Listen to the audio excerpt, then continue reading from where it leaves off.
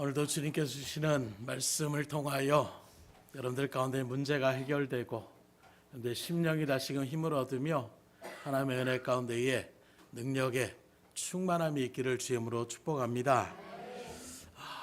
먼저 앞에 불이 갑자기 나가가지고 깜빡해서 그냥 아예 죽어버리면 괜찮은데 새벽에도 막 깜빡하니까 신경이 많이 쓰일 거예요. 그것 또한 우리에게 어떤 일들이 우리 뜻대로 되는 것이 아니라 갑자기 이렇게 나타나는 것은 어쩔 수 없는 그런 부분들이 있다는 걸 생각하시고, 그럼에도 불구하고 오늘 나에게 주신 하나님의 말씀의 은혜가 어떤 것인지에 더 집중하셔서 주의 말씀을 통한 은혜를 놓치지 않기를 주임으로 축원합니다. 흔히 그런 얘기를 해요. 물고기의 기억력은 3초다. 저는 낚시를 별로 좋아하지 않아서 아직까지는 낚시를 하는 일들 속에 바라보면 방금 그냥 잡아가지고 그냥 다시 놔줬는데 또 금방 또 그 물고기가 똑같이 미끼를 갖다가 그렇게 덥석 물어버리는 이런 모습을 통해서 물고기의 기억력은 3초밖에 안 된다. 실제로 의학적으로 바라볼 때에도 물고기의 그 뇌라는 것이 굉장히 작아서 그렇게 좀 미련하고 멍청하다, 이렇게 의미를 나타내고 있는데, 왜 이렇게 먼저 서문을 터느냐. 오늘 우리들도 신앙의 길을 걸어갈 때에 요즘 계속해서 이제 한 해를 마무리하면서 잊지 말아라 이런 말씀들을 계속해서 하나님께서 주시는 것 같아요. 우리가 하나님의 말씀을 듣고 은혜를 받고 그렇게 살아가기를 바라고 원하시는 것이구나 생각했으면 그 말씀대로 나아가야 되는데, 교회 문을 딱 열고 나가고 인사 나누고 예 하고 딱 나가는 순간 오늘 말씀 뭐 했지? 무슨 말씀을 나한테 해줬지? 이렇게 우리가 잊어버리고 또 평상시의 삶으로 그렇게 세상의 삶을 살아가고 있지 않냐라는 거예요. 사단마귀가 주는 그 미끼를 덥석도 이게 웬 떡이냐 하면서 그걸 물어버리며 나가는 우리네 모습이 있지 않냐라는 것입니다. 오늘 본문에 등장하는 제자들이 바로 그러한 모습을 지금 보이고 있는 거예요. 오늘 5절의 말씀을 다시 보면 제자들이 건너편으로 갈새 떡 가져가기를 잊었더니 이렇게 얘기하고 있습니다. 이게 무슨 말이냐? 아이고, 우리가 지금 건너편으로 넘어가는데 아이고, 우리가 도시락을 잃어버렸네. 도시락 챙겨야지. 꼭 우리가 어디 먼 길을 갈 때에도 항상 그런 분이 있어요. 아이고, 내가 또 그거 잊어버렸네. 그것도 가져오는 거 잊어버렸네. 그러면서 가는 내내 그걸 걱정하고 있다라면 그 목적지에 가서 우리가 즐겁고 또는 어떤 일들을 우리가 배우며 나갈 때에 전혀 거기에 신경 쓰지 못하는 이런 모양들이 있는 거예요. 그래서 애초에 떠나가면서 이제는 잊어버리세요. 더 이상은 생각할 필요 없습니다. 이제는 되돌아갈 수 없습니다. 딱 얘기를 하고 마음을 내려놔야 그 다음에 우리가 갈 목적지에 대한 어떤 소망을 품고 우리가 나갈 수가 있는 것처럼, 지금 제자들이 막상 배를 타고 건너고 나가는데 아이고, 우리가 도시락을 까먹었네. 어떡하지? 쉽게 말하면 도시락을 까먹었다는 건 뭘 걱정하는 거예요? 이따가 배고프면 어떡하지? 먹을 것이 없는데. 이런 생각을 지금 걱정하고 있는 것입니다. 그런 모습에서 예수님께서 뭐라고 하느냐? 9절로 10절에 보면 너희가 아직도 깨닫지 못하느냐? 떡 5개로 5,000명을 먹이고 주운 것이 몇 바구니이며 떡 7개로 4,000명을 먹이고 주운 것이 몇 강주리언지를 기억지 못하느냐? 뭘 말씀하고 있느냐? 야, 지금 너희들이 불과 며칠 전에 5,000명을 갖다가 물고기 2마리와 떡 5덩이로 그들을 먹이고 12바구니가 남지 않았느냐? 그 기적이 한 번만 일어난 것이 아니에요. 또 얼마 있다가 물고기 2마리와 보릿돌 7개로 4,000명을 또 먹이시는 비슷한 기적의 일들을 지금 제자들이 2번이나 지금 체험하고 난 다음에 지금 벌어진 일이라는 거예요. 이게 몇 년 전의 일이 아닙니다. 몇 달 전의 일이 아니에요. 불과 며칠 전에 그들이 정말 아무것도, 아니 그 어린아이의 도시락밖에 없었던 것으로 거기에 모여있는 장정만 5,000명, 남녀 노소까지 합친다라면 거의 2만 명이 넘는 그 사람들이 한 사람의 아이가 먹을 양식을 가지고 그들이 풍족히 먹고 심지어 12광주리가 남을 정도의 그 정도의 놀라운 기적을 제자들이 체험했다라는 거예요. 그런데도 지금 여전히 미련한 제자들이 아이고 우리 이따가 도시락 놓쳤는데 배고파서 어떡하지? 이런 걱정을 지금 하고 있다라고 하니 그 제자들을 바라본 예수님의 마음이 얼마나 안타깝냐라는 거예요. 금방 예수님께서 물고기 2마리와 떡 7개로 4,000명을 먹으시는 것을 보았음에도 불구하고 그 현장에 있었음에도 불구하고 아니 현장에 그냥 앉아서 얻어먹은 정도가 아니에요. 그냥 나눠 먹은 정도가 아니라 그걸 제자들이 나눠줬습니다. 실적으로 자기들이 그 음식을 갖고 나눠주면서 그 많은 사람들에게 그 모든 것들을 주었던 일들이 얼마나 되지 않았던, 그런데 그걸 금세 까먹어버리고 먹거리를 지금 걱정하고 있는 이들의 모습이 얼마나 답답하고 안타까운 노릇이라는 거예요. 그래서 예수님은 그전 제자들을 향하여 믿음이 적은 자들아, 떡덩이를 가지고 지금 서로 상의하고 있느냐?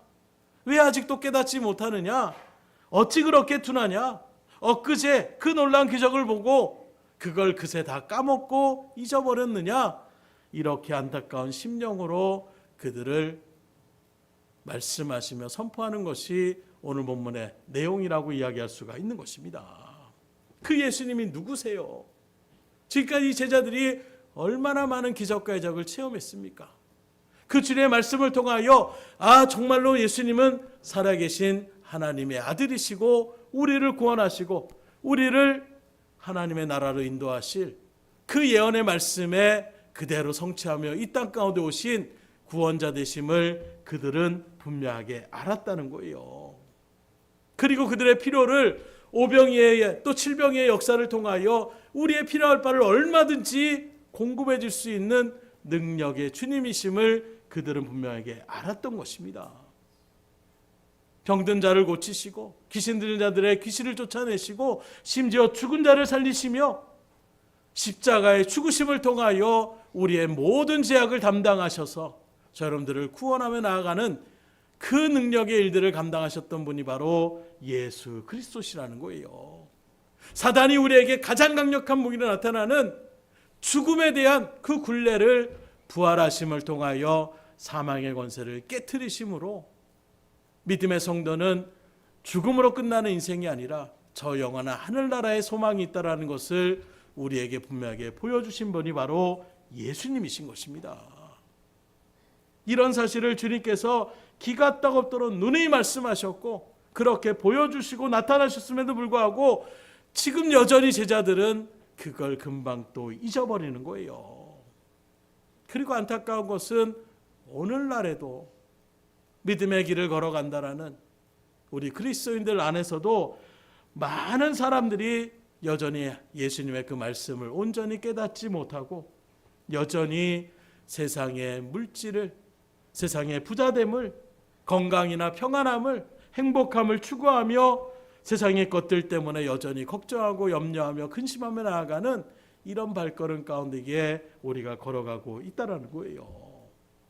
바로 그런 일들 가운데서는 그 믿음의 사람들에게 오늘 주님은 책망하시는 거예요. 믿음이 적은 자들아. 그러니 오늘 이 시간 정말로 여러분들이 그 예수님께서 우리의 생명의 주관자가 되시고 우리의 구원자가 되시며 구원의 그 모든 일들 가운데에 반드시 우리를 저 영원한 하늘나라로 이끌어 가실 그 예수님을 온전하게 믿음으로 그렇게 신뢰하신다라면 말씀을 붙잡고 말씀대로 그렇게 살아갈 수 있기를 주님으로 축원합니다. 그래야 주님께서 주시는 그 주 안에 있는 생명과 기쁨과 평강과 은혜를 우리가 충만하게 누리며 살아갈 수가 있는 거예요. 말씀대로 한번 해보세요. 제가 누누이 말씀하시잖아요. 말씀대로 지켜 행하시면 이러면 내가 당장 손해볼 것 같은데 하나님이 그렇게 살라고 하셨으니 내가 하나님의 뜻대로 살아야지. 그대로 나아가면 그때 하나님께 주시는 놀라운 은혜의 감격을 우리가 충만히 누릴 수가 있는 것입니다. 그렇게 들은 말씀을 깨달으신 그대로 지켜나가심을 통하여 하나님의 복된 인생을 살아갈 수 있기를 주임으로 축원합니다. 그런데 왜 지금 제자들은 주님의 능력을 그렇게 체험하고 보고 그 일들의 중심 가운데 같이 행했음에도 불구하고 여전히 믿음의 자리에 서지 못했던 이유가 무엇입니까? 오늘 5절로 6절의 말씀을 다시 우리가 바라볼 수가 있는데, 제자들이 건너편으로 갈새 떡 가져가기를 잊었더니 예수께서 이르시되 삼가 바리새인과 사두개인들의 누룩을 추이하라 하시니, 지금 제자들이 떡덩이 때문에 지금 걱정하고 있는 것을 주님이 아셨어요. 그랬더니 주님이 야 걱정하지 마 이렇게 말씀하시는 것이 아니라 바리새인과 사두개인들의 누룩을 조심하라, 주의하라, 이렇게 제자들에게 말씀하고 있는 것입니다. 뭔가 주님께서 그들에게 교훈의 말씀을 지금 증거하시고자 증거하는 거예요. 그런데 제자들의 귀에는 뭐만 들려요? 앞에 사두개인들 바리새인들 얘기는 들리지도 않습니다. 왜요? 지금 떡 걱정하고 있잖아요. 먹을 거 걱정하고 있잖아요. 그랬더니 예수님께서 바리새인과 사두개인들의 누룩을 주의하라 그랬더니 누룩이라는 단어만 귀에 딱 꽂히는 거예요. 왜요? 누룩이라는 그 자체가 그 시대에 빵을 갖다가 부풀려 오르는 가장 주된 원료이기 때문에 아이고 우리가 음식 가지고 못한 것 예수님도 아셨나 보다, 예수님도 걱정이 되시나 보다, 이런 마음으로 지금 자신들이 듣고자 하는 주님께서 의도하시는 말씀은 전혀 깨닫지 못하고 자신들이 지금 떡 걱정을 하고 있으니까 누룩이라는 단어만 귀에 딱 꽂히는 거예요. 그래서 더 걱정하는 것입니다. 그런데 주님은 그런 의도가 아니었다라는 거예요. 그럼 왜 지금 물질 떡 걱정을 하고 있는 그 제자들을 향하여 예수님께서는 바리새인들과 사두개인들의 누룩을 주의하라 이렇게 얘기하고 있습니까? 이게 무슨 뜻일까요? 주로 예수님께서 이 누룩이라는 표현을 하실 때에는 어떤 표현을 할 때 쓰느냐? 죄의 강한 영향력을 이야기하실 때에 이 누룩이라는 말씀의 비유로 그렇게 설명하시는 것입니다. 왜냐하면 이 누룩이라는 것 그렇게 많지 않아요. 예전에 제가 굳이 생각하다 보면 저는 떡보다는 옛날에 항상 학교에 가면 볶기라는 것이 있었어요. 설탕을 갖다가 막 국자 같은 데다 이렇게 녹여가지고 그 다음에 거기에 뭔가를 슬쩍 툭툭 조금만 넣으면 어떻게 됩니까? 그것이 확 부풀어 올라요. 그럼 그걸 갖다가 쭉 눌러가지고 모양을 갖다 찍어서 그걸 갖다가 뽑는 이런 일들을 하는데, 마치 그와 같은 빵이 있을 때 그냥 빵이 아니라 거기다가 이 효모라는 것을 딱 누룩을 집어넣으면 그 빵이 더 그렇게 맛나게 부풀어 오르는 이런 모습들을 나타내는 것처럼, 그 죄라는 것은 작은 것처럼 보이지만 그 인생에 조금이라도 그 죄가 들어가게 되면 한순간에 모든 것들을 그렇게 잠시감에 나아가는 이런 지대한 영향력이 있다는 것을 표현할 때에 누룩을 지금 이야기하고 있는 것입니다. 곧 죄가 빠르게 확산되어 악이 부풀어 올라 커지는 것처럼 그런 일들 가운데서는 비유의 말씀으로 누룩을 그렇게 표현하시는 거예요. 그렇게 바라본다면 여기서 바리새인과 사두개인들의 누룩을 추이하라 이렇게 하신 것은 지금 그들이 가지고 있는 왜곡되고 죄된 가치관이나 삶의 모습들을 주의하라고 지금 예수님께서 말씀하시는 것입니다. 다시 말씀드리면 세상에 누룩처럼 퍼져 있는 죄되고 왜곡된 그런 가치관들에 휩쓸려서 예수님을 온전히 따르지 못함으로 그 주님께서 주시는 진정한 평강과 기쁨과 은혜, 그 생명의 은총을 누리지 못하는 어리석은 인생의 자리에 서지 말아라, 그런 삶을 살지 말아라, 지금 주님께서 이런 의도로 얘기하고 있는 것입니다. 그럼 왜 그 많은 사람들 가운데 특별히 바리새인, 사두개인을 얘기하느냐? 먼저 바리새인이라는 이런 의미가 있는데, 바리새라는 그 의미 자체는 뭘 얘기하고 있느냐? 구별되었다라는 뜻을 나타내고 있어요. 그 이스라엘 백성들이 하나님의 말씀을 지긋지긋하게 안 듣습니다. 수많은 선지자를 통하여 너희들 회개하고 돌이켜라, 하나님만을 온전하게 섬기라, 그렇지 않으면 하나님께서 심판하신다, 이 예루살렘이 무너진다. 그런데 들은 척도 안 하는 거예요. 아니, 하나님의 성전이, 하나님의 집이, 이 거대한 2000년의 요새가, 그리고 듣지 않았던 그들, 그렇게 하나님의 말씀, 그 선포된 말씀들을 지긋지긋하게 안 듣다가 결국엔 어떻게 되느냐? 바벨론이라는 나라에 의해서 완전하게 돌에 돌 하나도 남지 않을 정도로 완전하게 성이 무너지게 되는 거예요.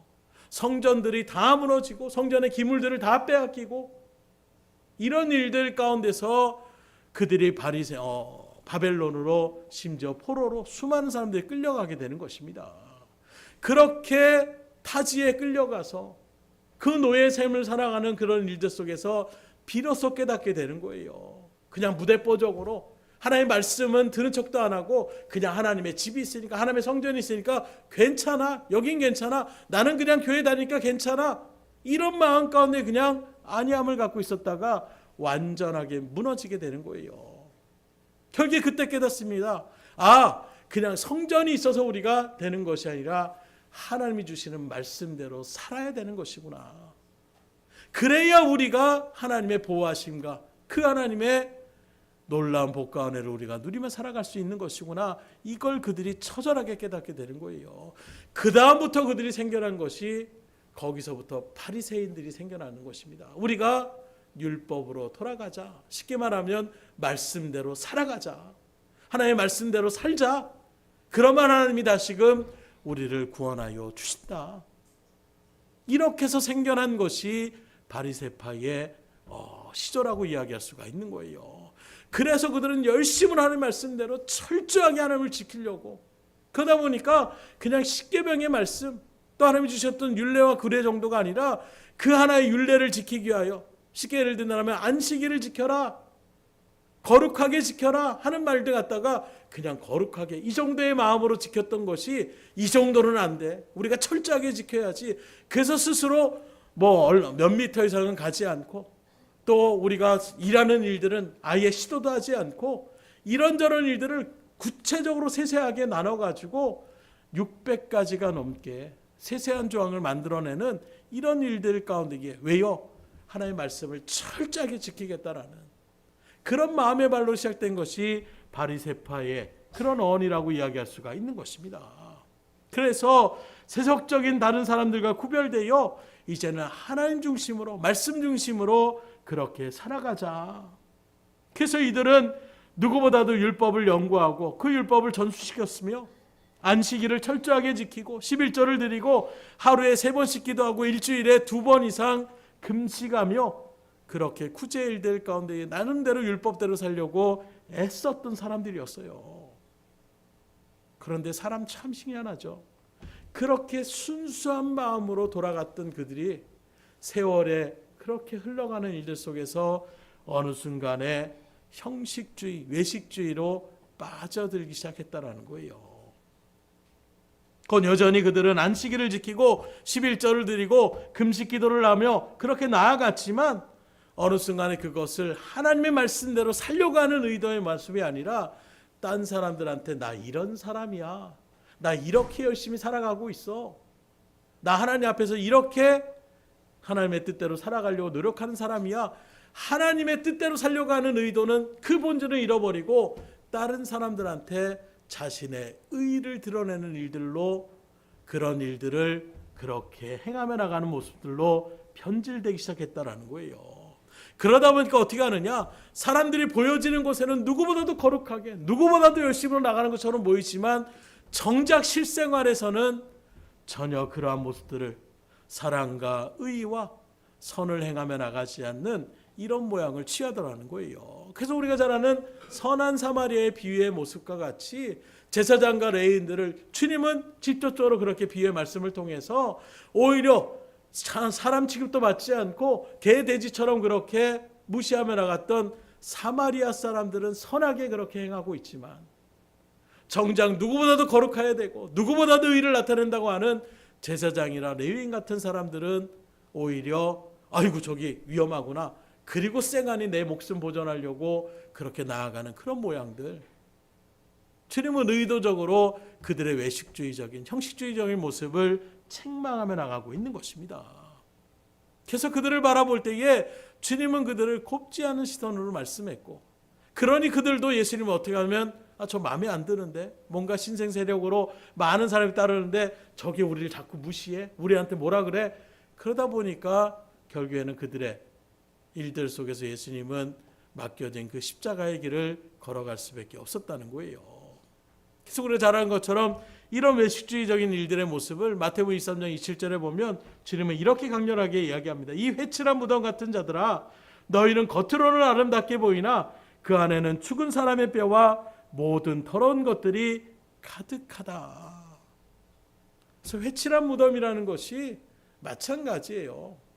우리도 뭐 봉분이라고 해서 요즘은 그렇게 봉분도 잘 하지 않는데 말 그대로 어떤 무덤을 갖다가 할 때에 특별히 이스라엘 백성들은 뭐 우리가 필리핀이나 이런 동남아를 갔을 때에도 그런 모습을 봤을 거예요. 저거 장례 관이 있는 그런 집입니다. 근데 말 그대로 집처럼 그렇게 지어놓은 모습들이 있어요. 아름답게 꾸며놓습니다. 죽은 사람이 그런에 묻혀 있는 곳입니다. 마찬가지로 예수님의 그 당시에서도 동굴들이 많이 있었어요. 그래서 그들은 땅을 파서 묻기보다는 동굴에 그렇게 시체를 안치해 놓고 돌문을 갖다가 이렇게 가둬서 그래서 그 일들 가운데서 매장을 했는데 그런 모습 가운데서 그 회칠한 무덤을 갖다가 그냥 많은 동굴들 가운데 여기도 뭐가 있나 이렇게 들어갈 수 있으니까 거기에 아름답게 칠을 해서 여긴 지금 우리 조상이 묻혀 있는 곳입니다. 죽은 사람이 묻혀 있는 곳입니다. 이렇게 지금 화려하게 나름대로 꾸며놨다라는 거예요. 그러나 겉은 그렇게 번들할지 모르지만 그 속에는 뭐가 있습니까? 죽은 시체, 냄새나는 시체, 뼈가 지금 보면 사람들이 뭔가 죽음에 대한 모습을 바라보면서 지금도 여러분들이 죽은 시체를 바라본다던가 아니면 해골을 발견할 때에 아이고 여기 해골이 있네 신나는 이런 마음 가운데 있는 사람들보다는 뭔가 마음 가운데서 꺼리낌이 생기며 나아가는 것 이게 바로 죽음에 대한 모습이라는 거예요.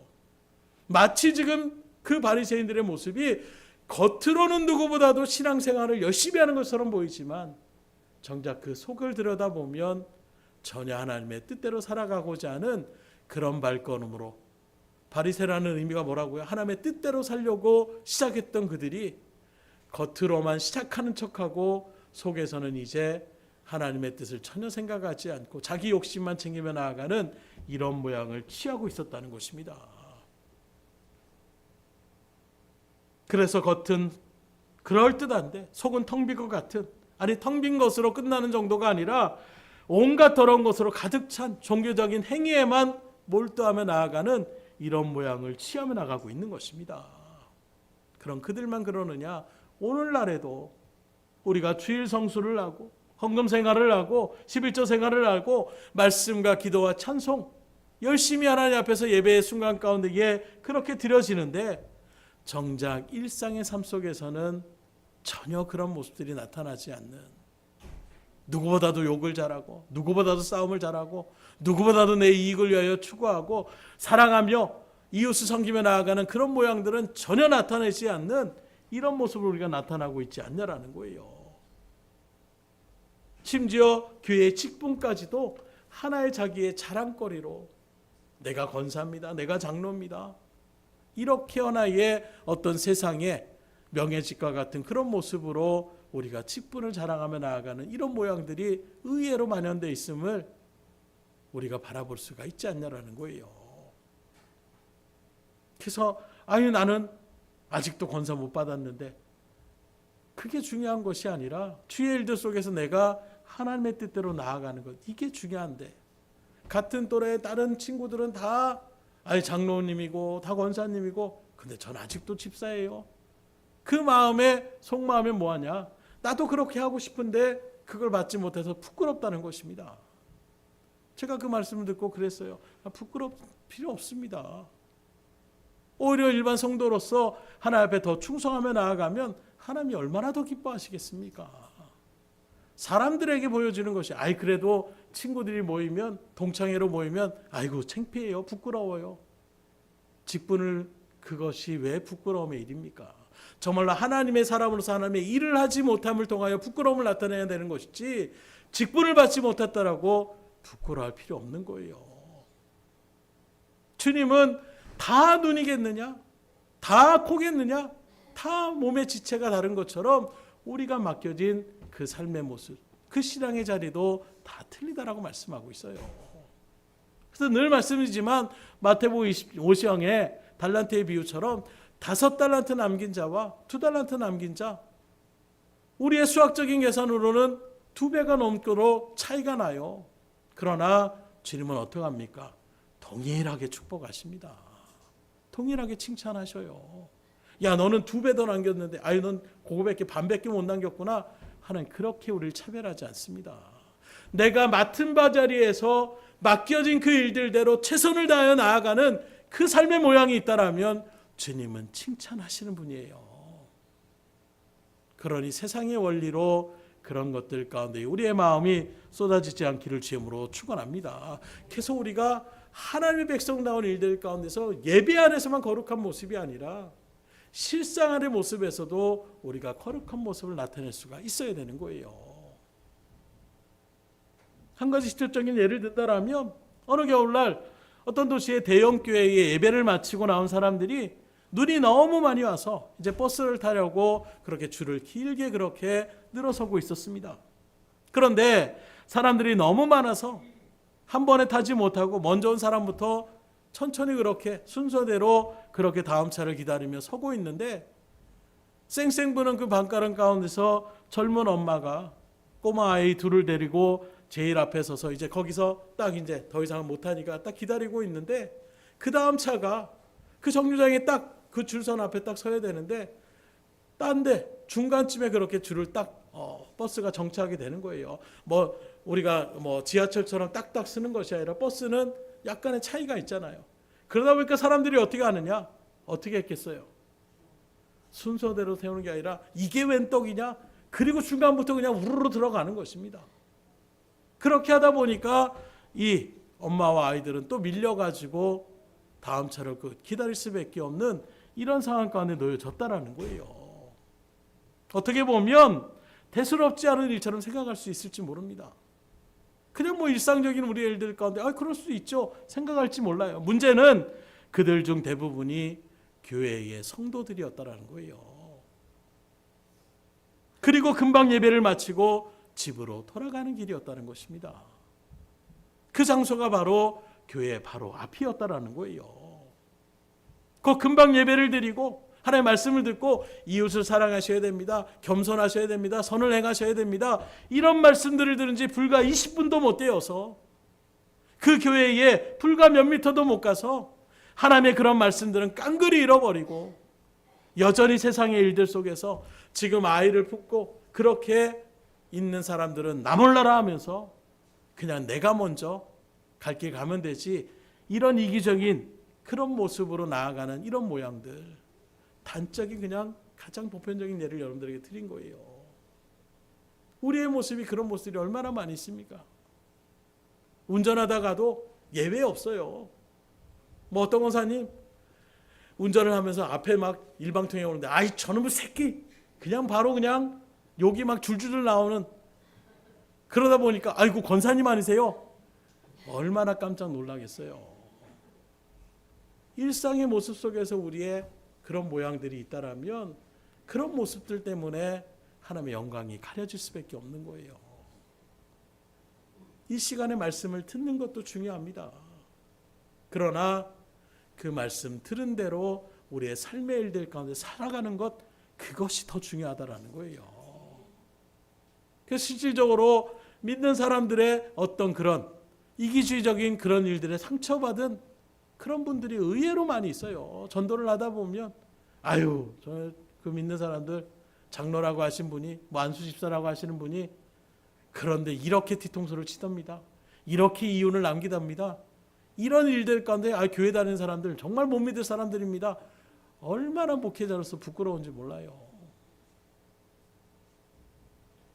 오늘 어찌 보면 바리새인들의 그런 일들을 주의하라 말씀하시는 의미는 바로 그것이 들어져 있는 것입니다.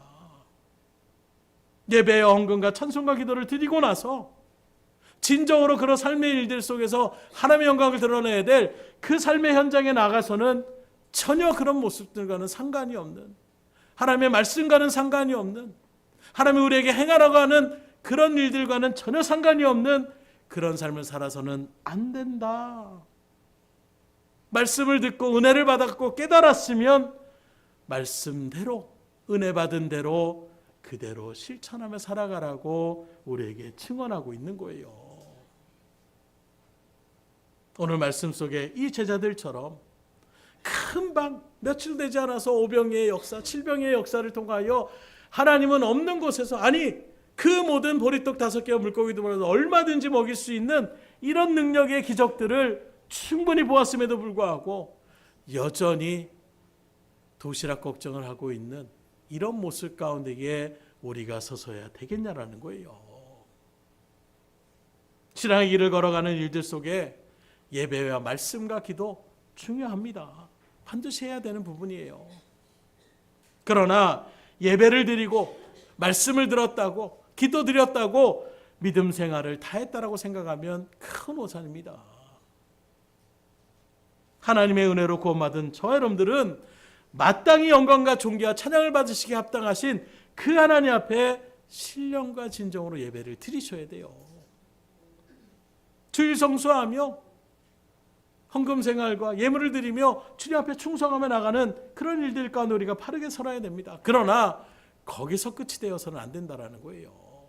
아이고 내가 그래도 주일날 예배 한번 드렸으니까 아이고 일주일은 이제 내가 또 열심히 세상적으로 살아도 되겠지. 천만에 그런 말씀을 하시면 안 된다라는 거예요. 열심히 모여서 예배를 드리고 말씀 들었으면 그 다음에는 그 말씀을 따라서 하나님의 핏된 성도의 모습을 드러내며 나아가셔야 되는 거예요. 의와 선을 행하며 나아가셔야 되는 것입니다. 진정으로 구별된 사람과 같이 진실과 정직함으로 그렇게 삶을 살아갈 수가 있어야 된다는 거예요. 바로 이것이 진정한 예배자의 모습인 것입니다. 그래서 예배는 우리가 드리는 공예배가 끝나는 것이 아니라 여러분들의 삶의 전체가 예배가 되어야 된다는, 그래서 예배자가 되어야 됩니다. 이런 의미가 바로 그런 것을 이야기하고 있는 거예요. 매일매일의 모든 우리의 일상의 삶이 다 하나님 앞에 드려지는 것처럼, 그래서 우리가 대표적으로 다니엘이나 또 요셉과 같은 그런 믿음들을 우리가 바라보는 것이 무엇입니까? 야, 여기에 너하고 둘밖에 없어. 우리들만 입 닦으면 우리가 행했던 걸 아무도 몰라. 그때 요셉은 어떻게 합니까? 하나님이 지금도 지켜보십니다. 이게 바로 예배자의 삶의 모습이라는 거예요. 교회에서는 목사님이 보니까, 성도님들이 서로 보니까, 그러니까 나도 좀 직분에 맞게 행동해야지. 세상에 나가서는 아이 없으니까 내 마음대로 해도 누가 뭐 할 사람 없고 창피할 거 없으니까, 그게 아니라 하나님이 항상 우리를 지켜보신다라는 그 마음 가운데 선다라면 우리가 보다 예배자의 삶 가운데에 요셉과 같이 정직함으로 신실함으로 믿음의 길을 걸어갈 수 있지 않겠습니까? 그럼 하나님께서 형통케 하여 주시는 거예요. 예전에 청년부 때에 뭐 이렇게 말씀을 나누면서 한 청년이 그런 얘기를 하더라고요. 어디서 들었는지 진정한 나의 신앙의 모습을 바라보려면 혼자 있을 때의 나의 모습을 생각해 보면 된다. 다른 사람들의 시선이 아니라 정말 혼자 있을 때 나는 무슨 생각을 하고 있고 무슨 행동을 하고 있는지, 그게 어찌 보면 하나님 앞에서 내가 지금 행하고 있는 나의 가장 본질적인 모습이지 않을까. 많은 의미를 생각하게 하더라고요. 그러니 저 여러분들도 먼저는 모든 영광을 받으시기에 합당하신 그 하나님 앞에 예배와 찬송과 기도를 통하여 하나님 앞에 영광과 존귀를 돌리고 그 하나님을 경외하는 그 심령의 마음을 가지고 여러분들의 가정에서 또 직장에서 사회에서 주님의 말씀을 따라 의롭고 진실하고 정직하고 거룩하고 아름다운 삶을 살아감으로 하나님 앞에 영광을 돌리고 사람들에게도 여러분들의 선한 모습을 통하여 선한 영을 끼침을 통하여 그들이 복음을 받아들이며 하나님의 은혜의 자리 가운데에 들어갈 수 있는 그런 복된 인생이 될 수 있기를 주님으로 축원합니다. 그래서 입술로만의 전도가 아니라 삶으로 전도하셔야 되는데 오늘 전도하기 힘들다. 왜요? 삶으로 나타나지 못했던 수많은 일들이 너무나도 세상 사람들 가운데에 이제는 뭐 미디어가 너무나도 발달되어져서 그런 소식들이 너무나도 쉽게 그렇게 여과 없이 들어오는 그런 모습에서 교회 다닌다고 하면 오히려 안 좋은 어떤 그런 생각 가운데 쌓여져 있는, 그런데 그 이면을 바라보게 되면 정말로 믿음의 길을 걸어간다는 성도들이 하나님의 핏된 모습이 아니라 세상보다도 더 못한 그런 모양들을 취하는 것들 때문에 하나님의 복음이 증거되지 못하는, 이게 쌓이고 쌓이고 쌓여서 정말로 이 시대 가운데서 우리가 복음을 전하기 힘들다. 그러면 어떻게 해야 되겠어요? 내가 먼저 선한 일들로 나아가셔야 되는 거예요. 아이고 세상이다. 그런 사람들한테 아닙니다. 지금도 정직하게 사는 그리스도인들이 많습니다. 그렇게 얘기하고 있는데 지도 거짓말 많이 하면서 그러면 무슨 힘이 있겠어요? 아직도 정직한 그리스도인이 많이 있습니다라고 했을 때 그래 저 사람을 바라보니까 그래도 정말로 아직도 신앙생활 그래 거짓된 사람들도 있고 그렇게 선하게 진실된 마음으로 나가는 사람들도 있고 우리의 삶을 통해서 하나님께서 그걸 나타내길 바라고 원하시는 거예요. 이스라엘 백성들을 수많은 민족 가운데 택하신 것도 바로 그런 모습을 나타내기 위해서 택했더니 금방 세상의 물들에 세속화되어져서 그 가난한 사람들과 같이 통혼하고 그 일들 가운데서 똑같이 우상 숭배하고 세상의 물질을 나타나는 풍요에 빠져들어 나가는 이런 일을 건섰을 때에 하나님 앞에 징계를 받는 것입니다. 그러니 여러분들을 불러주신 하나님의 뜻 가운데에 아름다운 믿음의 행함을 통하여 정말로 구별된 하나님의 백성다운 하나님의 자녀다운 복음에 합당한 사람의 하나님의 시민다운 모습으로 살아갈 수 있기를 주님으로 축복합니다. 그렇다면 사두개인들의 누룩은 뭘 얘기하고 있느냐? 이들은 친로마적 성향을 갖고 있는, 다시 말하면 지금 로마라는 나라의 이스라엘이 점령당한 상태였어요. 식민지였습니다. 그런 식민지의 일들 가운데서 친로마적인 성향으로, 그러니까 서로 거래를 하는 거예요. 그 일들 속에서 종교적인 유대인들의 특징들이 종교성이 굉장히 강한 민족입니다. 그러다 보니까 종교성에 대한 일들을 로마 사람들은 수많은 나라들을 그렇게 점령하다 보니까 로마가 가장 걱정하는 것이 바로 무엇이냐? 반란이에요. 그러면 막 여기저기서 반란이 일어나면 그 거대 제국이 그것을 통제하기가 쉽지 않습니다. 그러다 보니까 그런 일들 가운데서 먼저 있었던 그런 기득권층 가운데서 서로 결탁하는 거예요. 기브 앤 테이크 하는 것입니다. 그래 우리가 너희들의 주의를 인정해 줄 테니까 너희들은 또 우리가 이런 날들을 할 때에 백성들이 반란을 일으키지 않도록 그렇게 너희들이 잘 이끌어가라. 이런 일들 가운데 섰던 사람들이 바로 사두개파 사람들의 중심이라고 얘기할 수가 있는 거예요. 그래서 사내들인 공에 오늘날로 얘기하면 국회의원과 같은 그런 어떤 제도가 그들 가운데 있는데 그들의 대다수가 바로 이 사두개파 사람들이었습니다. 그리고 그 일들 가운데 조금 있었던 사람들이 또 바리새파 사람들이 그렇게 주를 이루며 나갔던 것이 바로 사내들인 공예라고 얘기할 수가 있는데 이런 제사장들의 일들을 통해서 이들이 어떻게 하느냐? 동일한 거예요. 이들이 왜 로마의 식민지 우리를 지금 점령한 사람들과 손을 잡습니까? 내 기득권을 유지하고자 하는 거예요. 한마디로 얘기하면 이들은 세속주의적인 재물과 명예를 그렇게 살아가며 나아가는 그 권세를 놓치지 않으려고 하는 그 모습을 추이하라고 이야기하고 있는 것입니다. 그래서 이들이 그런 일들 가운데서 예수님이라는 존재 자체도 또 자기들의 어떤 기득권을 침범하려고 하는 그런 사람으로 바라보니까 누구보다 적극적으로 예수님을 죽이는 일들 가운데서 거짓 증인들까지 세워서 결국에는 예수님을 십자가에 못 박아 죽이며 나아가는 이런 모습에 이 사두개파 사람들이 서 있었다라고 이야기하고 있는 거예요. 그래서 이들은 물질만 그냥 눈에 그냥 가득가득한 겁니다. 그래서 제사장이 되니까 어떤 일이 벌어지느냐? 예루살렘의 성전으로 들어가려면 거기서 환전을 해야 돼요. 하나님 앞에 바쳐지는 예물을 드리는데 세상에 쓰던 돈을 갖다가 그대로 드리는 것 이거 옳지 않다. 그래서 하나님 앞에서 드려져야 될 하나님이 받으실 돈으로 바꿔나가는 일들을 누가 주도적으로 했습니까?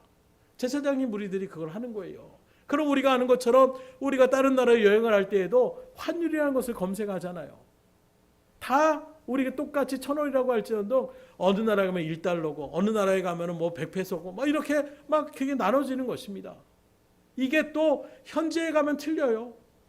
우리나라에서 은행에서 바꾸느냐 공항에서 바꾸느냐 약간씩의 차이가 있습니다. 말 그대로 제사장들이 부르는 게 값이에요. 내가 10,000원을 갖다가 앞에 드리려고 하는데 성전세로 하면은 야 10,000원 하려면은 너 한 30,000원은 그렇게 세상 돈으로 드려야 10,000원 정도를 하나님 앞에 이렇게 성전세로 들 수가 있어. 이렇게 나가는 것이 그들의 모습이었습니다. 이걸로 끝나는 것이 아니에요. 그런 일들 속에서 짐승들을 갖다가 제사를 지냈던 그 시대적인 일들 속에서 자기 집에서 흠없고 점없는 그런 짐승들을 가지고 하나님 앞에 예물로 드리려고 가져오는데 책을 잡는 거야. 야, 뒷다리가 좀 안 좋네. 야, 털이 여기 좀 빠졌네. 그리고 나서 야, 그런 것들은 하나님이 받지 않으셔. 그래 놓고서는 어디로 하느냐? 야, 저쪽에 가면 거기 좋은 짐승들이 있으니까 그 짐승 가지고 와서 그거 사가지고 바쳐라. 그 짐승을 파는 사람들이 누구냐? 제사장들과 연결되어 있는 친인척들을 갖다가 거기에 그렇게 자판을 깔게 하고 이렇게 철저하게 재물을 긁어 모으려고 했던 그런 사람들이 바로 사두개파 사람들의 모습이었다는 거예요. 곧 사두개인들의 누룩을 그렇게 조심하라, 주의하라. 이 말씀은 그런 세속적인 일들에 물들이지 말아라. 물질적인 일들에 빠지지 말아라. 그런데도 지금 제자들은 그걸 깨닫지 못하고 엉뚱한 소리를 하는 거예요. 6절로 7절의 말씀을 다시 보면 예수께서 이르시되 삼가 바리새인과 사두개인들의 누룩을 주의하라 하시니 제자들이 서로 논의하여 이르되 우리가 떡을 가져오지 아니하였도다 하거늘.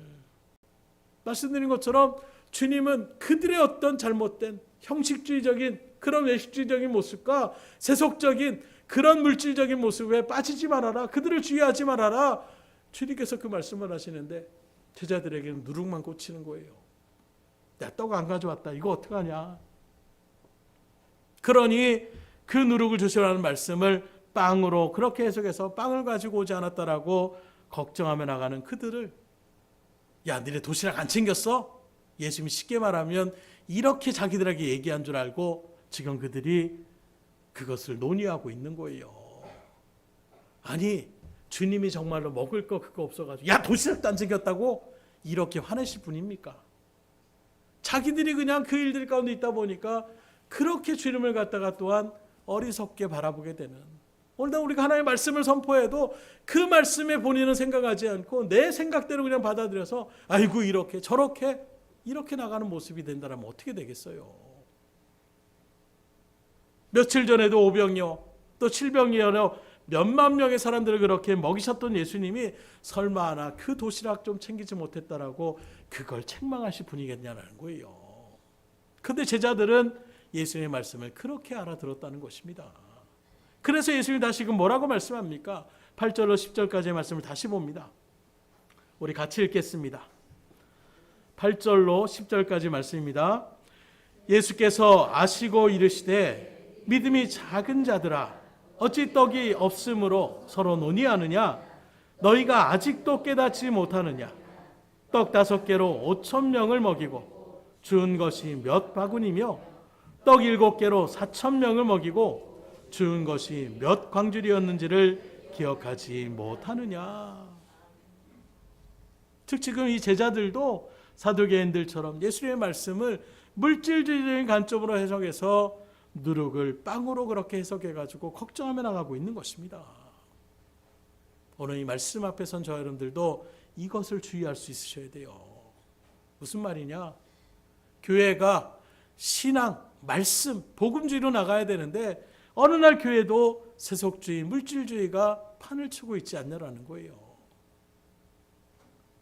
성도들을 갖다가 나아가는 것이 하나님의 말씀을 맞춰서 한 영혼을 구원하는 일들까지 나가는 것이 아니라 아이고 저 성도 들어오면 우리 교회가 재정이 빵빵할 텐데 한 사람 한 사람을 갖다가 그렇게 개수하며 나간다면 어떻게 되겠어요?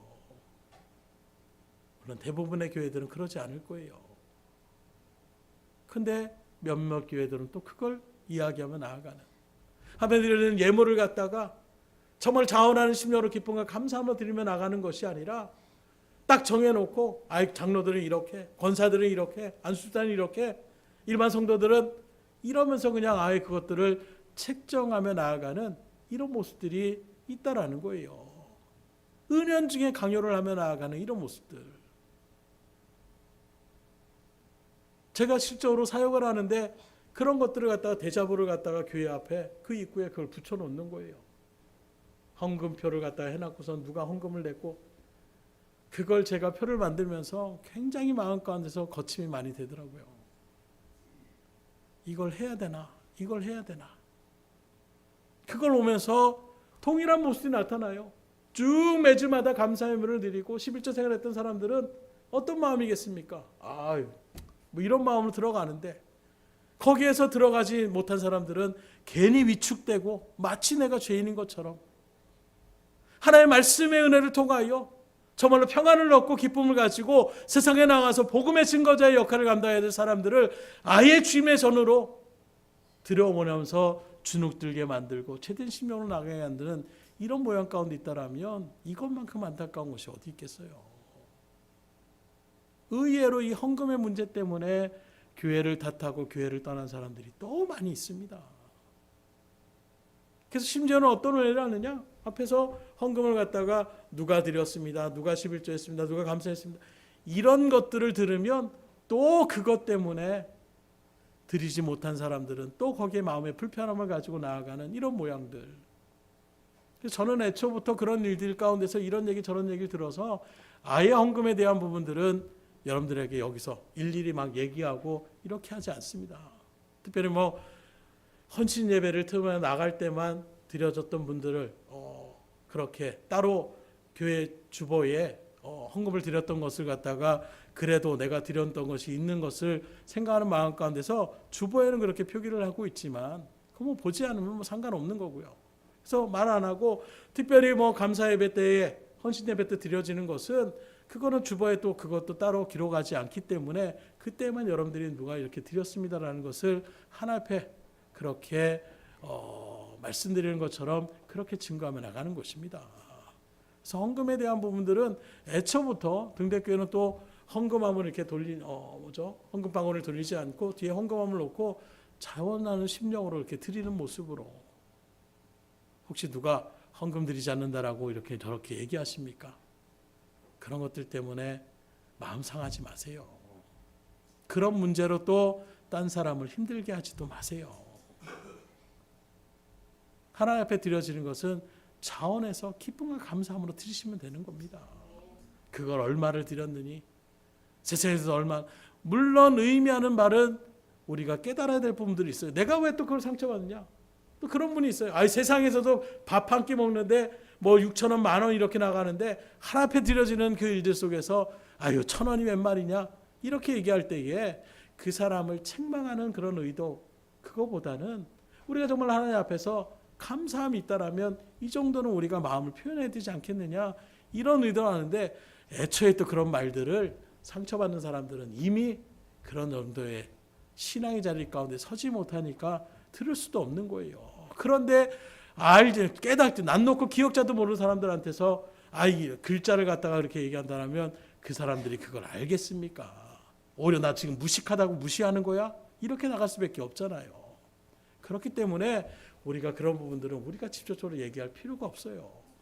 앞에 기도하고 또 그런 일들 가운데 심사숙고해서 정말로 이런 일들을 갖다가 내가 감사함을 알으려고 하더라도 혹시 딴 사람이 이런 얘기를 듣고 상처받지 않을까 하는 마음으로, 그리고 그 일순간에도 하나님 앞에서 잠깐의 기도를 통해서 하나님, 이것이 나의 자랑이 되거나 딴 사람에게 상처가 되지 않도록 하나님 앞에만 오직 영광 돌릴 수 있는 그런 일들의 증거가 되게 하여 주시옵소서. 한 번 더 기도하고 여러분들이 나가신다면 하나님 분명히 역사하여 주실 거예요. 그 마음을 깨닫게 하여 주실 것입니다. 근데 그런 의도가 아니라 하나님의 생각은 관심이 없고 내가 이렇게 했으니까, 나는 이렇게 열심히 나갔으니까 너는 왜 그 모양이야? 이런 식으로 나간다라면 상처받지 않은 사람 없습니다. 그러니 주의 일들 속에서 말씀하는 것처럼 이런 세속주의나 외식주의에 빠지지 않기를 주임으로 축원합니다. 특별히 신앙생활을 하며 나가는 일들 속에서도 이 세속주의의 물결들이 어떻게 드러나느냐? 신앙생활하는 그 중심에 내가 부자되고 건강하고 우리 자녀들 잘되고 내가 이 세상에서 행복을 느끼고 형통함을 느끼는 이것이 목적이 돼서 신앙의 길 가운데 따르는 모습들이 있다는 거예요. 또 그 정도는 아니더라도 예수님을 메시아로 믿는다고 하면서도 여전히 돈에 얽매여서, 육신에 얽매여서, 세상에 얽매여서 예수님 안에 있는 참된 생명과 자유와 그 평안과 기쁨을 온전히 누리지 못하며 나아가는 안타까움의 발걸음들이 있는 것입니다. 그래서 늘 말씀드리지만 이 세상의 어떤 잘됨을 위해서 여러분들이 하나님을 따르고 나간다라면 그건 또 다른 우상 숭배밖에 되지 않는 거예요. 이 세상에 수많은 열려있는, 심지어 돌탑을 세우고 거대한 돌 앞에 또 고목나무 앞에 사람들이 뭘 그걸 기도하며 뭘 그들에게 소원을 빕니까? 하나같이 가족 건강이나 가족 행복이나 물질적인 것이나 승진이나 다 세상의 일들 것들을 구하며 나가는, 여타의 그들이 섬기며 나아가는 모든 일들의 중심에는 다 세속주의가 들어가 있어요. 기독교는 어떤 것입니까? 이 세상에서 잘 되는 것을 위해 우리가 나아가는 것이 아닙니다. 하나님이 우리에게 갚으시는 그 은혜가 무엇이고 그 구원의 감격이 무엇인지를 아는 믿음의 일들 속에서 이제 우리가 하나님의 백성다운 삶을 살아가는, 그리고 이 땅에서 비록 우리가 힘들고 어렵고 고통 가운데 있을지라도 저 영원한 하늘나라에 그 은혜가 있음을 믿음으로 소망하며 나가는 것이 기독교의 본질이라고 이야기할 수가 있는 거예요. 그런 믿음의 수많은 선진들이 생명을 풀사하고 죽음을 풀사하며 하나님의 복음을 위하여 순교도 마다하지 않고 그렇게 증거하며 나가는 것입니다. 그런데 오늘 우리가 믿음의 길을 걸어가면서 여전히 세상의 세속주의적인 그 신앙 앞에서, 아니 신앙도 아닌 그 자리 가운데서 마치 우리가 신앙생활하는 것처럼 나간다라면 오늘 주님 말씀하는 거예요. 믿음이 작은 자들아, 아직도 그런 것들로 나아가느냐? 그것이 본질이 아니지 않느냐? 예수님도 5,000원을 먹으신 이후에 뭐라고 합니까? 내 살과 피를 먹으라고 얘기하시는 거예요. 그랬더니 사람들이 다 떠나갑니다. 이거 미친놈 아니야? 우리도 주님 앞에 아이고 내가 복 받으려고 나갔는데, 좀 잘 되려고 나갔는데, 그런데 오히려 하나님께서는 그런 것들은 별거 중요한 게 아니라 하늘나라의 일들 가운데 우리가 하나님의 백성다운 삶으로 살아가셔야 됩니다. 고난이 우리 가운데에 다가올 수 있습니다. 아니 우리는 십자가를 지는 삶을 살아가셔야 됩니다. 이런 말 들으니까 이거 아닌데, 내가 생각했던 것은 이 모습이 아닌데, 그리고 교회를 떠나가는 그런 발걸음이 돼서야 되겠냐라는 거예요. 여러분들의 신앙을 다시 온전하게 세울 수 있기를 주님으로 축원합니다. 그래서 여러분들 가운데서 대부분 다 세례를 받으셨어요. 세례의 의미가 무엇입니까? 내 옛사람은 죽고 이제 하나님의 은혜 가운데에 하나님의 백성다운 삶을 살겠습니다. 주님과 동행하는 삶을 살겠습니다. 이게 바로 세례 예식의 의미라고 얘기할 수가 있는 거예요. 그런데 여전히 내가 새 사람의 모습으로 나아가는 것이 아니라 예전의 모습으로 동일하게 나아가고 있다라면, 예전에 그 욕심 많은 모습으로 내 육신은 죽었는데 또 육신의 것을 탐하며 나가는 이런 모양 가운데 나갔다라면 어떻게 되겠어요? 그 모습을 세상에 새로운 사람이라고 이야기할 수가 있습니까? 그것도 한번 생각해 보세요. 지금 여러분들은 여러분들의 시간을 어디에 사용하고 계십니까? 물질을 어디에 사용하고 계십니까? 여러분들의 몸은 어디로 향하고 있습니까? 물어보나 내가 생각할 때에 가장 좋은 것, 가장 값진 것, 가장 중요한 것, 가장 기쁘고 행복한 것을 찾아서 우리는 몸과 마음과 시간과 물질을 들이며 그렇게 발걸음을 옮길 것입니다. 이 세상에 어떤 사람이 행복하지도 않고 중요하지도 않는 그런 일들을 위해서 자기의 시간을 갖다가, 자기의 그 땀과 수고를 갖다가 그 일들 가운데 하겠어요. 그렇다면 예전의 세속주의와 물질주의와 이기주의에 그 빠져 있었던 내가 죽고 주님 안에 우리가 진정으로 새로 태어났다라면 무엇이 가장 중요하게 우리 가운데 여겨져야 되겠습니까? 어디에 진정한 기쁨과 자유와 행복이 있다라고 여겨질 수가 있겠습니까? 물어보라 마나 주님이 있는 그곳, 주님 안에 거하는 그곳, 거기에 생명이 있지 않습니까? 거기에 주님이 주시는 진정한 기쁨과 사랑과 평강과 은혜가 넘치고 있지 않습니까? 이것을 여러분들이 말씀을 통해 얼마나 우리가 귀에 못이 박히도록 들었습니까? 오늘 나의 모습은 그럼에도 불구하고 어디에 있냐라는 거예요. 정말로 주님 안에 거하는 그 기쁨과 평안을 소망하며 우리가 살아가십니까? 아니면 여전히 세상의 물질과 세상의 그 행복만을 위하여 우리가 다른 박자라며 나가고 있습니까? 오늘 예수님이 경계하신 말씀이 바로 그것을 얘기하고 있는 거예요. 너희들이 아직도 바리새인과 사두개인들의 범죄에 벗어나지 못하고 있구나. 외식주의와 물질주의와 그 세속주의의 영향에서 벗어나지 못하고 있구나. 그래서 금방 오병이요 또 질병이의 엄청난 기적을 보고도 여전히 그 먹을거리 때문에 걱정하고 있구나. 아직도 중요한 것이 무엇인지를 모르고 있는 것이구나. 거기서 빨리 벗어나라. 그래야 너희들은 진짜 나의 제자가 될 것이다. 나의 진짜가 제자가 되어야 생명의 은총을 풍성히 누리게 될 것이다.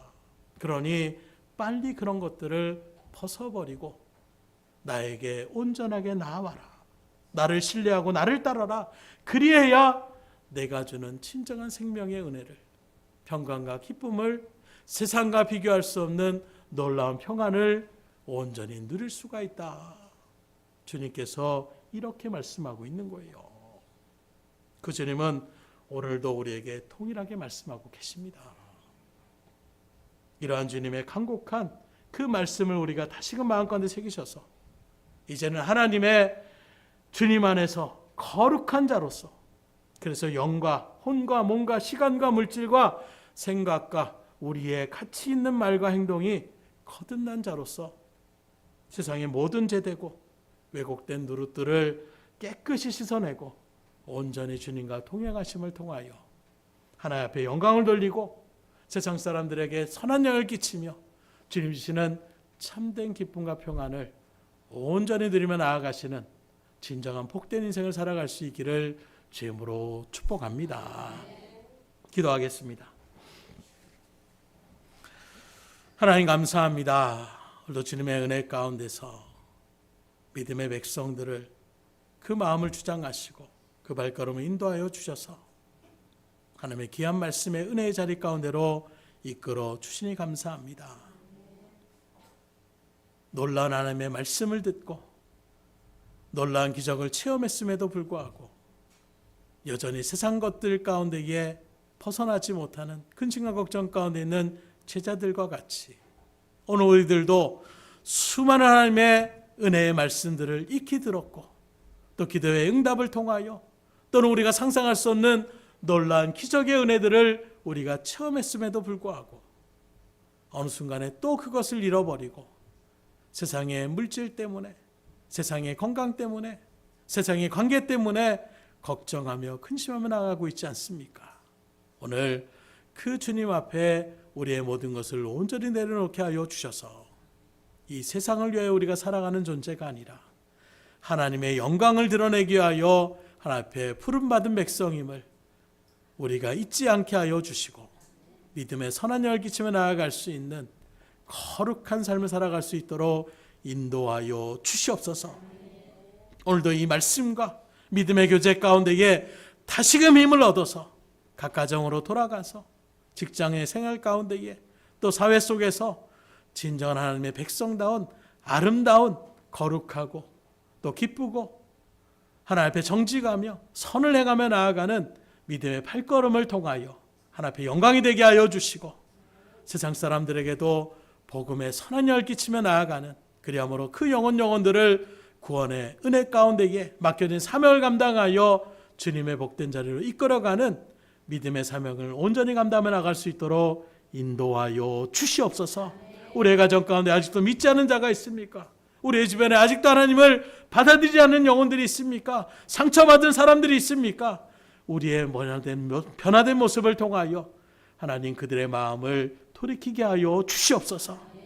모든 것을 주님 앞에 의탁드리오며 사랑과 말씀하신 예수 그리스도 받들어 기도드렸사옵나이다. 아멘.